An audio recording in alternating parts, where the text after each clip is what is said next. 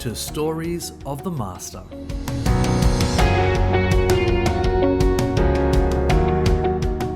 Welcome to episode 2 of the Stories of the Master podcast, where we reflect on how we can improve ourselves little by little, day by day, through sharing stories of the perfect exemplar of the Baha'i faith, Abdu'l-Baha.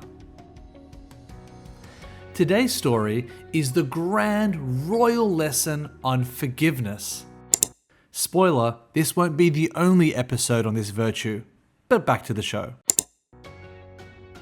Think about a time someone has hurt your feelings, offended you, betrayed your trust, or even talked behind your back. It feels awful and can often make us angry at that person. We know that we should do everything we can to build unity, but it can be hard to forgive that person and move forward. And sometimes, while you might be able to forgive that person, it's hard to forget. Holding on to these feelings does nothing good for us. We lose our appetite, we can lose sleep, and it's not worth it. Luckily for us, we have a perfect example of what we need to do through stories of Abdu'l-Baha.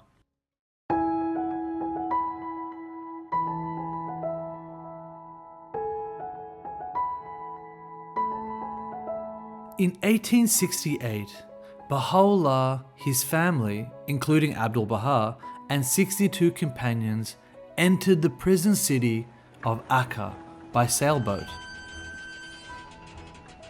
While the conditions were so awful, it was Abdu'l-Baha who made everyone feel comfortable. The master tended to the sick, protected the family from brutal guards and hostile officials, and faced the scorn and the fury of the inhabitants of Akka. Abdu'l-Baha was their shield.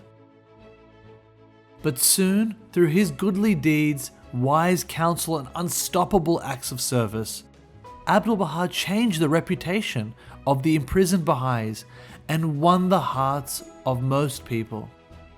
Everyone in Akka loved Abdu'l-Baha, except for a few, and in particular, one man named Sheikh Mahmud.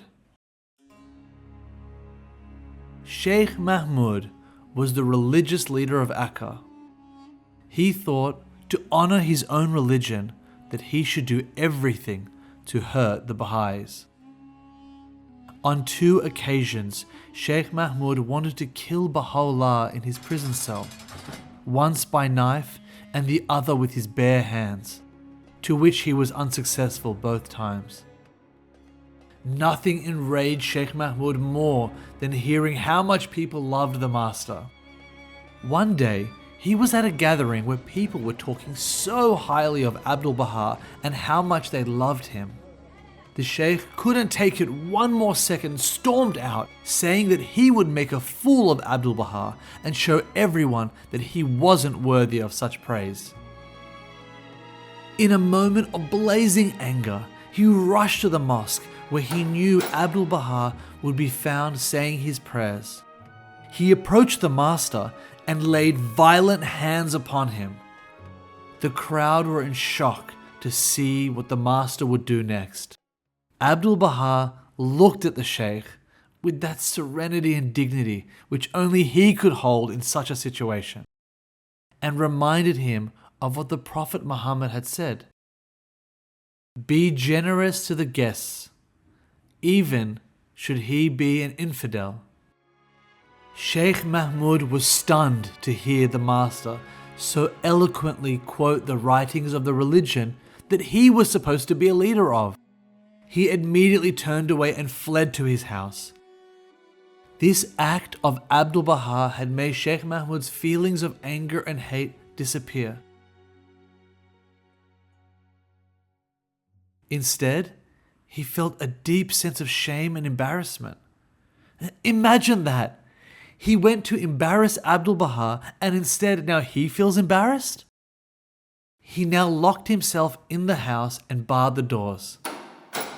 Days later, after composing himself, he went straight into the presence of Abdu'l-Baha, fell on his knees and begged for forgiveness. What do you think Abdu'l-Baha did to a guy who was so cruel? To a man who not once but twice tried to kill his father and Lord Baha'u'llah? A man who was so violent to Abdu'l-Baha in a place of worship?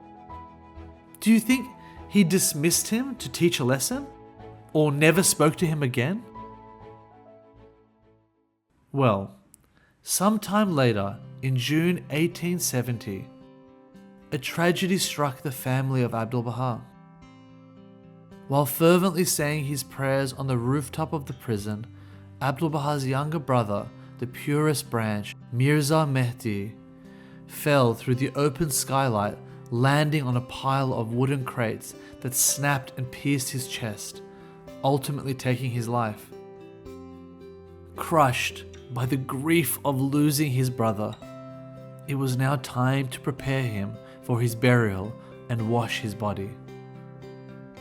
Do you know who Abdu'l-Baha chose to perform this duty? He chose Sheikh Mahmud. Not only did Abdu'l-Baha forgive this man, he brought him in like family and gave him this great honor. Sheikh Mahmud, his children and even grandchildren became ardent followers of Baha'u'llah and continued to serve the cause faithfully. Think back to that person who offended you. Did they put your family in danger and attack them? Unlikely. If Abdu'l-Baha can find a way to forgive a man like Sheikh Mahmud and bring him into his family, then we can do the same. Let me leave you with these words from the Master, Abdu'l-Baha. Let not your heart be offended with anyone. If someone commits an error and wrong toward you, you must instantly forgive him. Do not complain of others. Refrain from reprimanding them. And if you wish to give admonition or advice, let it be offered in such a way that it will not burden the bearer.